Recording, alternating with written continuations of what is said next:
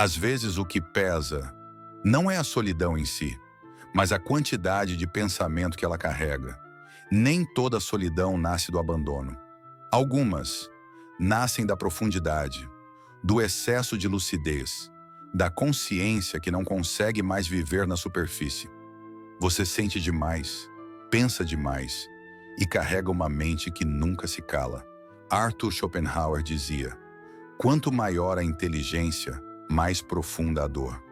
Para ele, o sofrimento era inevitável. A consciência, longe de libertar, nos aproxima da miséria humana. Ver demais, entender demais, afasta. O pensador solitário não odeia o mundo. Ele apenas vê demais para ainda se iludir. Ele não tolera a farsa, não suporta a futilidade das aparências. E por isso, se afasta, não por arrogância, mas por exaustão. Carl Gustav Jung escreveu: a árvore que alcança o céu precisa ter raízes tão profundas quanto o inferno. Para ele, a individuação, tornar-se quem se é, exige mergulho. E mergulhar em si mesmo é entrar na sombra, encarar o que negamos, enxergar o que escondemos até de nós mesmos. Quem pensa demais, já faz isso, instintivamente. Reflete demais, sente demais, questiona tudo, mas o custo é alto. A cada passo em direção à autenticidade, um novo afastamento do comum, do raso, do que é socialmente confortável. A solidão se instala, não como um castigo externo, mas como resultado do próprio caminho. Friedrich Nietzsche perguntava: e se um dia você tivesse que viver esta mesma vida, infinitamente da mesma forma? Essa ideia do eterno retorno não é literal, é existencial. É o fardo de quem percebe que tudo se repete. Os erros, os medos, as estruturas sociais. O espírito livre, como Nietzsche chamava, é aquele que rompe com tudo, que caminha só porque recusa viver como os outros.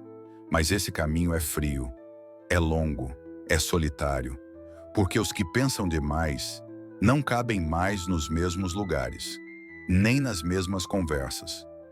David Foster Wallace dizia: a mente é uma excelente serva, mas uma péssima senhora. Ele sabia o que era viver preso à própria consciência, pensar demais até se perder.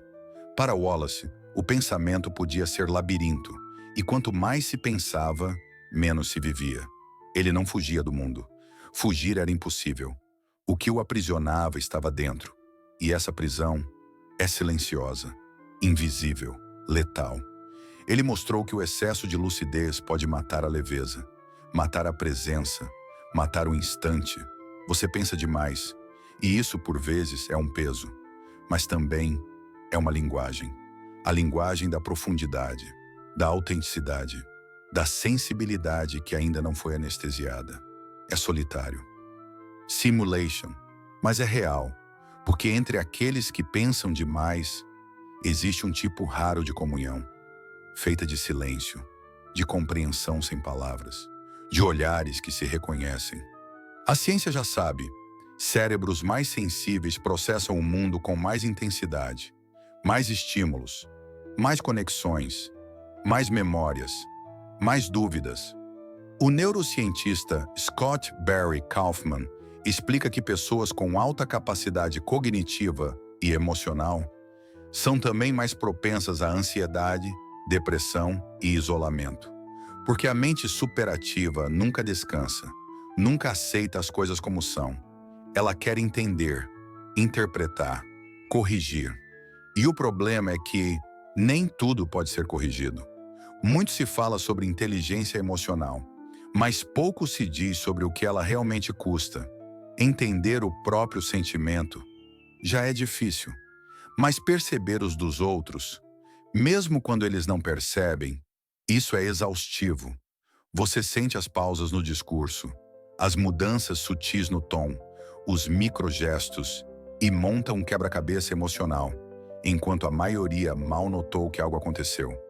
Você percebe rejeições antes mesmo delas acontecerem, e por isso se antecipa, se fecha, se cala, e o silêncio vira armadura, mas também prisão. Vivemos em um tempo de excesso. Excesso de vozes, de estímulos, de expectativas. A mente que já é sensível, agora está conectada 24 horas a redes que gritam, que exigem, que comparam. Como silenciar por dentro, quando o mundo não para de gritar por fora?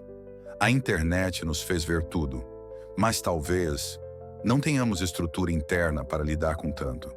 E o resultado? Ansiedade crônica, isolamento disfarçado de hiperconexão. Pensar demais se tornou o padrão, mas refletir virou um ato de resistência. Já reparou que quase ninguém aguenta o silêncio? Que a primeira reação é pegar o celular, mudar de aba, fugir? Não é só distração, é medo. Medo do que o silêncio pode revelar. Porque quando tudo se cala, a verdade interna começa a falar. E para muita gente, isso é insuportável. Quem pensa demais não foge do silêncio. Ele habita. Mas por isso, sente demais, sofre demais e carrega a lucidez como um fardo que poucos enxergam. Por isso, tantos dos que pensam demais criam, escrevem, pintam, compõem, editam vídeos, buscam estética onde o mundo só oferece ruído. A arte é a forma que a alma encontra para suportar o peso da mente. É na estética que o sensível encontra abrigo, um tipo de oxigênio emocional, porque o mundo não muda, mas a forma de vê-lo pode ser transfigurada. A lucidez não precisa ser maldição, ela pode ser portal, um convite para algo mais profundo. Quem pensa demais pode ensinar o mundo a sentir, a criar pontes, a refinar os sentidos, a ampliar as linguagens. Talvez você não vá encontrar muitos que te compreendam, mas encontrará os certos, aqueles que também moram na entrelinha, que também carregam silêncios densos, que também preferem a profundidade à multidão. Pensar demais te afastou de muitos, mas te aproximou de si, e talvez nesse processo você tenha se tornado mais inteiro, mais sensível, mais observador, mais real. Você é parte de uma minoria silenciosa, e mesmo que o mundo tente te calar, há beleza na sua forma de existir. Continue, porque sua mente, ainda que cansada, ilumina.